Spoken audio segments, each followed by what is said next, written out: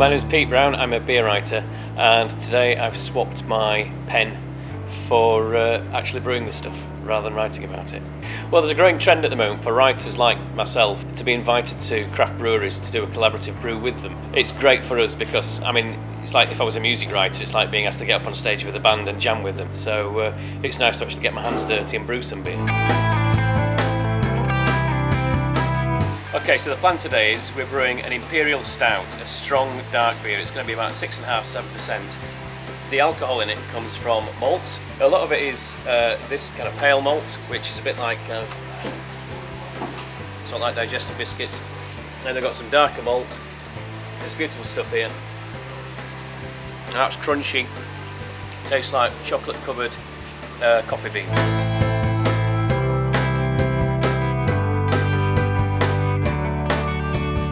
There's one or two bits in this beer, as you might be able to see. What we've been doing here is going through all these different hops. There's about 20 different varieties of hop here. And hops give beer a bitterness and also its aroma. And the aromas in hops range from being very kind of resiny, piney, through to earthy, spicy. I didn't want something that was too over the top, but I did want something that maybe had just kind of a hint of lemon. So we've been getting little handfuls of different kinds of hops. We've mixed two types together, just chucked them into some of the worts, some of the liquid that we're mashing at the moment, and that just really works.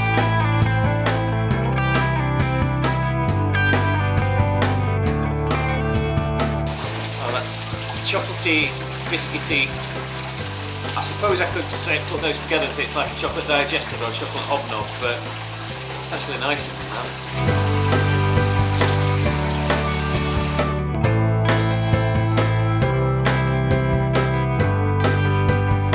There's already chocolatey flavours that just come from the malt, but we've also got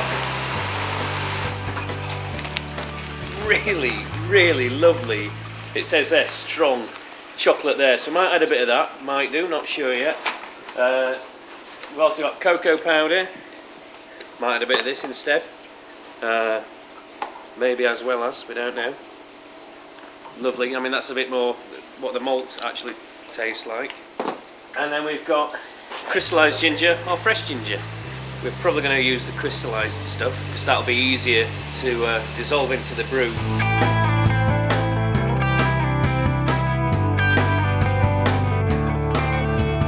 So now we've got the beer running out of our mash tun.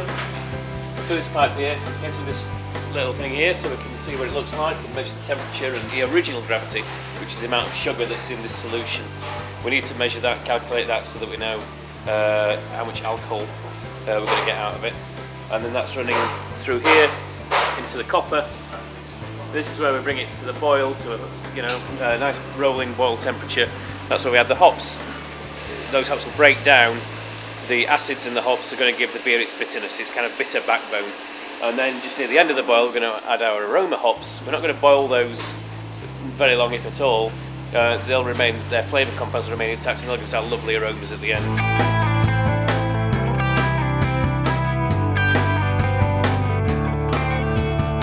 Once we finish the boil, we've got what is now a very sweet solution, will become a very bitter, aromatic and still very sweet solution.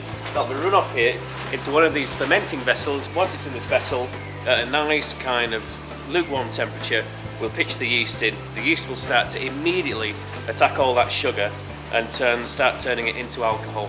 It's going to stay and ferment in there for a few days. We'll run out of there and into some malt whiskey casks, and it's going to age in those barrels for about 6 months, and then we'll taste it and it'll hopefully be a really nice beer.